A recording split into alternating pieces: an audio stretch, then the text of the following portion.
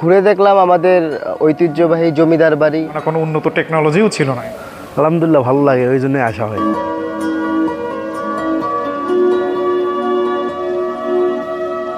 তাছাড়া জমিদার বাড়ি ঘুরতে। প্রিয় দর্শক, নতুন আরো একটি ভিডিওতে আপনাদের স্বাগত জানাচ্ছি। দর্শক, আজ আমি আপনাদের নিয়ে এসেছি রংপুরের ঐতিহাসিক তাজহাট জমিদার বাড়িতে। আনুমানিক 1900 সালের শুরুর দিকে রাজা কুমার গোপাল লাল রায় এটি নির্মাণ করেন। বর্তমানে এটি বাংলাদেশ প্রত্নতত্ত্ব অধিদপ্তরের অধীনে একটি ঐতিহাসিক স্থাপনা ও জাদুঘর হিসেবে পর্যটকদের কাছে একটি আকর্ষণীয় স্থান। সম্পূর্ণ জমিদার বাড়িটি বিংশ শতাব্দীর স্থাপত্য শিল্পের একটি নিদারুণ সৌন্দর্য।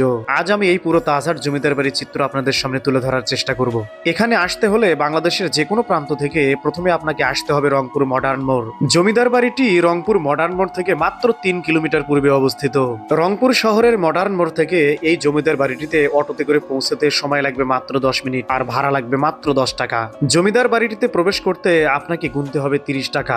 এখানকার টিকিটের মূল্য নির্ধারণ করা হয়েছে ছোট এবং বড় মিলে 30 টাকা। টিকিট কাউন্টারে যিনি বসে রয়েছেন তার আচরণ মোটেও ভালো লাগেনি। আমার একটাই অপরাধ, আমি টিকিটের মূল্যের ছবি তুলেছি। 30 টাকা টিকিট কেটে প্রবেশ করলাম জমিদার বাড়িটিতে। টিকিট কাউন্টার থেকে মূল জমিদার বাড়িটি বেশ কিছুটা দূরে। এই পথটুকু আপনাকে পায়ে হেঁটেই যেতে হবে। কিছুটা পায়ে হাঁটলেই ধীরে ধীরে আপনি দেখতে পাবেন এই জমিদার বাড়িটির চিত্র। দর্শক, এবার চলুন জেনে নেওয়া যাক এই জমিদার বাড়িটি সম্পর্কে কিছু তথ্য। বিংশ শতাব্দীর শুরুতে রাজা কুমার গোপাল লাল রায় প্রায় 10 বছর সময় নিয়ে এই বাড়িটি নির্মাণ করেন। জমিদার বাড়িটি লাল ইট, সাদা মার্বেল ও চুনা পাথর দ্বারা নির্মিত 4 তলা বিশিষ্ট সুন্দর একটি প্রাসাদ। এর চারদিকে রয়েছে বিশাল পুকুর, বাগান এবং একটি প্রাচীর দিয়ে সুরক্ষিত এলাকা। 1982 সাল থেকে এটি রংপুর জাদুঘর হিসেবে ব্যবহৃত হচ্ছে এবং 1995 সালে এটিকে ঐতিহাসিক স্থাপনা হিসেবে ঘোষণা করা হয়। প্রাসাদটি 1984 সাল থেকে 1991 সাল পর্যন্ত বাংলাদেশ সুপ্রিম কোর্টের আঞ্চলিক কার্যালয় হিসেবে ব্যবহৃত হয়েছে। এটি বর্তমানে দেশের গুরুত্বপূর্ণ ঐতিহাসিক স্থান ও পর্যটন কেন্দ্র। প্রতিদিন দূর দূরান্ত থেকে অসংখ্য পর্যটক ও দর্শনার্থীরা এই প্রাসাদটি পরিদর্শনে এসে থাকে। আগে তো আমাদের 300-400 বছর আগে এরকম উন্নত প্রযুক্তি ছিল না বর্তমানের সময়। তো আগেরকার যেসব আমাদের কর্মচারীরা ছিল তারা এত সুন্দর করে হাতের কাজের মাধ্যমে এত সুন্দর করে একটা স্থাপনা ফুটিয়ে তুলছে। এখন এত উন্নত প্রযুক্তি আসার পরেও আমরা কেন এরকম নিদর্শন তৈরি করতে পারছি না, এই একটা প্রশ্ন আমার মনে আসছে আর কি এখানে আসার পরে। এগুলা দিয়ে আসলে বোঝা যায় যে তাদের এত হাতের এত সুন্দর কাজের মাধ্যমে তারা যেহেতু এত সুন্দর একটা স্থাপনা তৈরি করছে, তো সেই হিসেবে বলা যায় যে তারা অনেক দক্ষ ছিল, তারা অনেক কর্মঠ ছিল, তারা অনেক ক্রিয়েটিভ ছিল, সৃজনশীল ছিল। প্রাসাদটির কারুকার্য খচিত নকশা ও এর গঠন আপনাকে মুগ্ধ করবেই। দর্শক, একবার চিন্তা করুন, আজ থেকে 300 থেকে 400 বছর আগে তখন এরকম কোনো ডুয়েটের কোনো বড় বড় ইঞ্জিনিয়াররাও ছিল না, কোনো উন্নত টেকনোলজিও ছিল না। শুধুমাত্র তারা নিজেদের কর্মদক্ষতা দেখিয়ে এবং হাতের কারুকার্যের মাধ্যমে সেই সময় এরকম একটা ভবন, এরকম একটা দালান তারা তৈরি করছিলেন। একবার ভাবুন তাদের কতটা কর্মদক্ষতা ছিল, আর কতটা পরিশ্রম হয়েছে, আর কতটা শ্রম লেগেছে, আর কতটা সময় লেগেছে এরকম একটা স্থাপত্য শৈলী সেই সময়কার সময়ে তৈরি করতে। সত্যি এটি একটা বিস্ময়। আসলে এরকম চিন্তা যখন মাথায় আসে তখন একটু অবাক হতেই হয়। প্রিয় দর্শক, এখন আমি এই জমিদার বাড়িটির দ্বিতীয় তলায় রয়েছি। আসলে এটি দ্বিতীয় তলা না, আসলে তৃতীয় তলা বুঝতে পারছি না, তবে এটি অনেক উঁচুতে, মেইন ফ্লোর থেকে এটা অনেক উঁচুতে উঠতে হয়েছে, অনেকটা সিঁড়ি বেয়ে উঠতে হয়েছে। তো দর্শক, এখানকার যে স্থাপত্য শৈলী দেখে আমি বরাবরই মুগ্ধ হচ্ছি। এই যে দেখুন, আমি মূল ভবনটি আমার পাশে।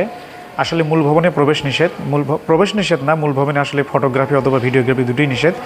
আমি যেখানে রয়েছি এটি হচ্ছে আসলে এই জমিদার বাড়িটির এটা বারান্দা। আমি বারান্দায় রয়েছি। এই যে আমার পাশে যেটা দেখতে পাচ্ছেন, এই যে এটাই হচ্ছে মূল ভবন। মাঝখানে এই প্রাচীন রাজাদের ব্যবহার্য জিনিসপত্র রয়েছে, বিভিন্ন শিলালিপি, কোষ্ঠীপাথরের মূর্তি, আরও অনেক শিলালিপি রয়েছে। এগুলো দেখে দর্শনার্থীরা অনেক সেই সময়কার জীবনযাপন সম্পর্কে মানুষরা অনেক কিছু বুঝতে পারে। সেই সময়কার মানুষের জীবনযাপন, তাদের লাইফস্টাইল কেমন ছিল, এগুলো আমরা অনেক কিছু জানতে পারি। তো আসলে দর্শক, দুঃখের সাথে জানাচ্ছি মাঝখানে আসলে ছবিও তোলা নিষেধ, ভিডিওগ্রাফি তো একেবারেই নিষেধ। আসলে আপনাদের দেখাতে পারলাম না। যদি কখনো সময় পান, সুযোগ পান, আপনারা অবশ্যই এখানে আসবেন, এসে ইনশাল্লাহ দেখে যাবেন। ভূমি থেকে ভবনটির দ্বিতীয় তলায় ওঠার জন্য এর সামনেই নির্মাণ করা হয়েছে বেশ কিছু ঢালু প্রশস্ত সিঁড়ি। প্রিয় দর্শক, এখন আমি রয়েছি এই জমিদার বাড়িটির মূল ফটকের একেবারে সামনে। আমি যে সিঁড়ি বেয়ে উঠলাম, এই সিঁড়িগুলো আমার পিছনে রয়েছে, যে যদি দেখাই একটু সামনেই এই সিঁড়িগুলো দেখতে পাওয়া যায়। এই যে আমি এখন এই মূল ভবন থেকে বের হয়ে যাচ্ছি। আমার পিছনেই আপনারা এখন এই জমিদার বাড়িটির সাদৃশ্য লক্ষ্য করতে পারবেন। এই যে এটি এতক্ষণ আপনাদের দেখানো হইলো, যেটি দেখতে পাচ্ছেন এই যে মূল ভবনটি এখানে রয়েছে। বেশ কিছু খাড়া সিঁড়ি বেয়ে এখান থেকে উঠতে হয়, বেশ কিছু সিঁড়ি বেয়ে এখান থেকে উঠতে হয়। এই যে আবার পিছনে দেখুন মূল জমিদার বাড়িটি এখানে। তো এখান থেকে দর্শক আমি আবারও চেষ্টা করবো এই জমিদার বাড়িটির ভিতরে প্রবেশ করার জন্য। এইভাবে আপনাদের উঠতে হবে এখান থেকে আসলে। দেখা যাক, এখানে অনেক পর্যটক প্রতিনিয়ত এসে থাকে। তারা এসে এখানে ছবি তুলতে ব্যস্ত। তারা বিভিন্নভাবে এই জমিদার বাড়িটি উপভোগ করে থাকে। দর্শকে যে দেখুন এভাবে মূল ভবনে প্রবেশ করা যায়। তবে এটার ভিতরে যে মেইন ভবনটি রয়েছে, এই মেইন ভবনের ভিতরে এই যে আমার পিছনে দেখতে পাচ্ছেন এই দরজাটি দিয়েই মূল ভবনে যেখানে জাদুঘরের জিনিসপত্রগুলো রাখা রয়েছে, সেই সময়কার রাজাদের ব্যবহার্য জিনিসপত্র, তাদের শিলালিপি, পুষ্টিপত্রের অনেক কিছু রয়েছে। আসলে এখানে ভিডিওগ্রাফি এবং ফটোগ্রাফি দুটোই নিষেধ। ভিতরে ভিডিও এবং ফটো কোনোটি তোলা যায় না। তবে এই যে আশপাশটা এখানে করা যায়, দেখা যায়। এখান থেকে ভিডিও করে আপনাদের দেখানোর চেষ্টা করব।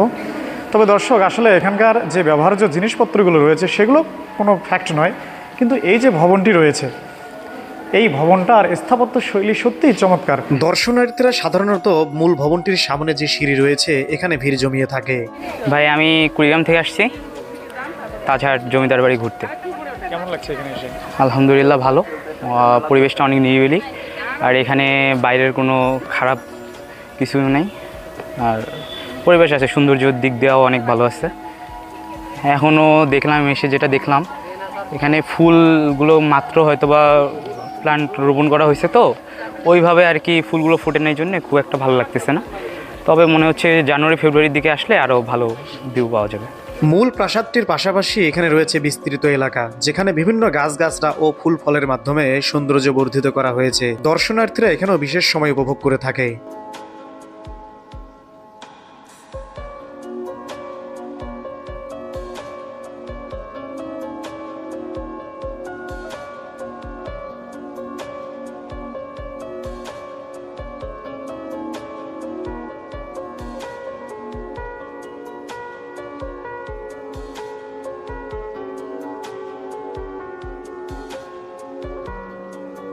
হ্যাঁ ভাই, মাঝে মাঝে আসা হয়। পরিবেশটা অনেক ভালো, আসলে একটা ভালো অন্য ধরনের একটা ফিল আসে।